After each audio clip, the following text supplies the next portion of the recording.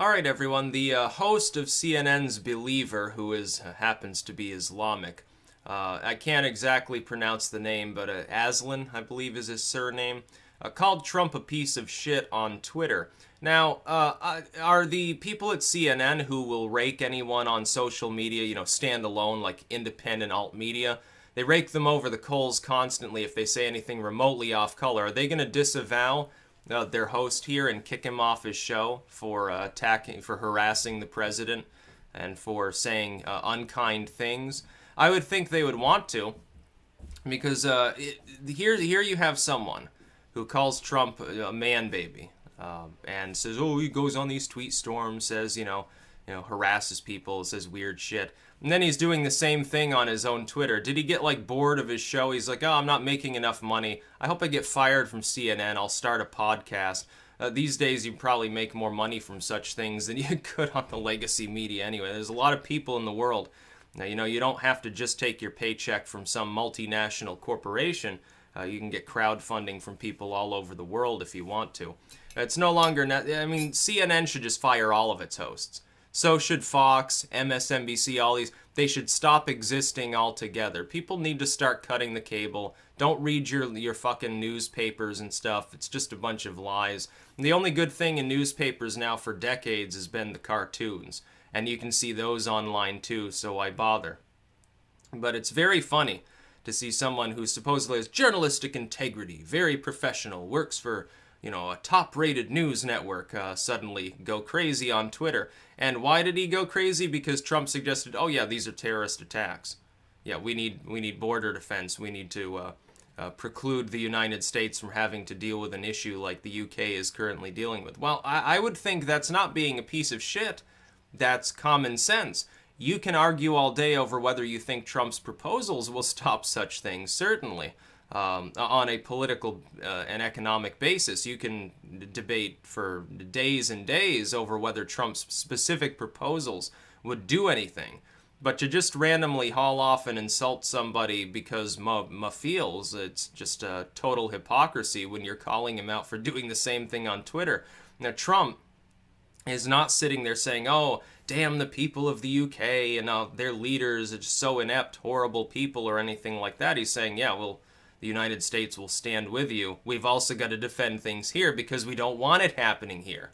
We don't want an open border situation with post-national authorities telling us what to do, cracking down on the native population because they think that more hate speech laws is going to magically solve the problem of a backwards political ideology that co-opted a segment of Islam and gets funding from oil sales in Saudi Arabia, which is the truth. That's where it comes from. It comes from these caliph wannabe sort of warlord figures over in the Middle East, and they co-opt a segment of hardline literalistic Islam, which is what it is. It is a form of Islam. You can debate over whether you think their interpretation is accurate, but you're not going to change their minds.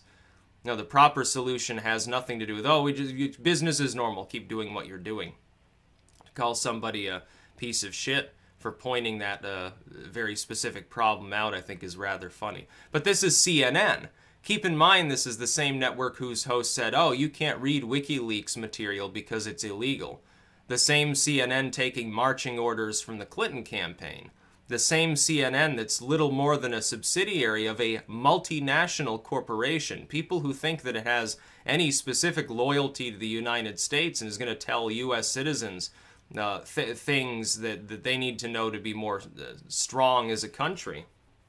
It's just, it's not true. It's a multinational corporation. Fox is too. I wonder if people know that Fox News is not standalone. It has a multinational parent company. Do people even understand this? It's like when you look at the brands in the supermarket, you don't even realize half those brands are owned by the same parent corporations too. They pretend to compete.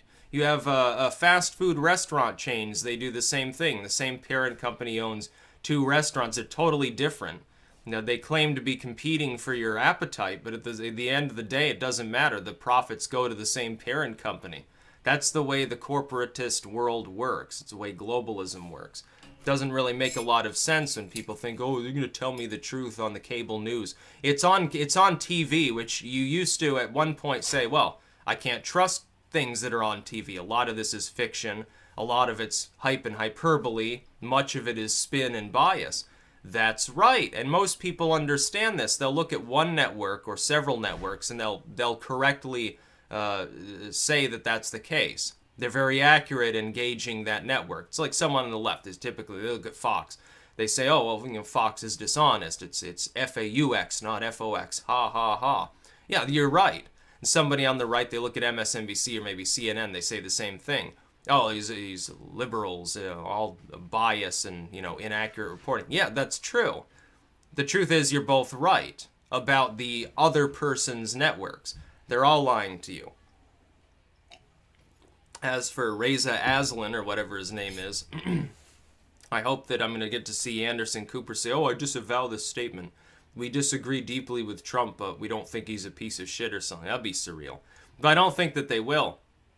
They'll go after Bill Maher for something that has nothing to do with him insulting anybody. He's sort of denigrating himself as a form of satirical humor. That's a big problem. But harassing other people, you know, it apparently isn't. The media does this all the time to internet personalities. Look at what the Washington Post did to John Tron and PewDiePie, who didn't even talk about politics, really. A bunch of gaming and entertainment channels get hit by the Washington Post. Only they shut up after PewDiePie decided to put a list of their advertisers up and make some cryptic remarks to his 50-plus million fans about going after their advertisers. I think they realized they bit off a little bit more than they could chew. That's probably more people than read the Washington Post, online or in print. Do they even have print anymore? I don't even know. Well, there's the way it goes. So Aslan there thinks Trump is a piece of shit for bothering to respond to things in the world. Oh, he retweeted Drudge, what a horrible thing. That's a separate issue, and I was going to make a video about that, by the way, as an aside.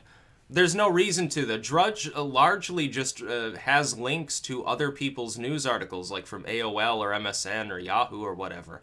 Or even sites like CNN and Fox on occasion. They link to these sites. So what's the problem? It's no different from Trump retweeting those articles, because that's where people are going to end up when they click on the Drudge link. So why is that? And exactly what's your problem with Drudge? Are they not a legit journalistic outlet? They seem to be. They seem to be a little bit more balanced than the corporate media. It's sort of old wave internet. It's sort of closer to some of maybe the Breitbarts than the Blazes.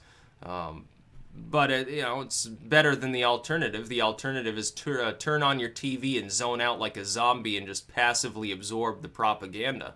Whereas on the internet, you can, to some degree, interact with and criticize that same content as well as make your own analysis thereof for other people to consume. And it seems like recently, if YouTube especially is any indicator, most people now, they don't pay any real attention to the corporate media. The corporate media is terrified because people can post a link to the article, give a summary, give analysis, give their own sort of anti-propaganda inoculation to their sometimes tens of millions of fans so that they know the real skinny before they even click on the article. They know that it's just spin. They know that it's propaganda. That's the reason why a lot of these sites now, they don't want you to archive their links, and they have paywalls and all this weird shit. Yeah, if you want to regulate, as Theresa May does, the internet to stop problems in the world, you should be more heavily regulating the CNNs and Fox Newses and sites like that, rather than going after independent content creators and their fucking Facebook pages or Twitter handles or something like that. It's a worrisome development. We have the host of one of the lesser CNN shows going completely crazy on Twitter.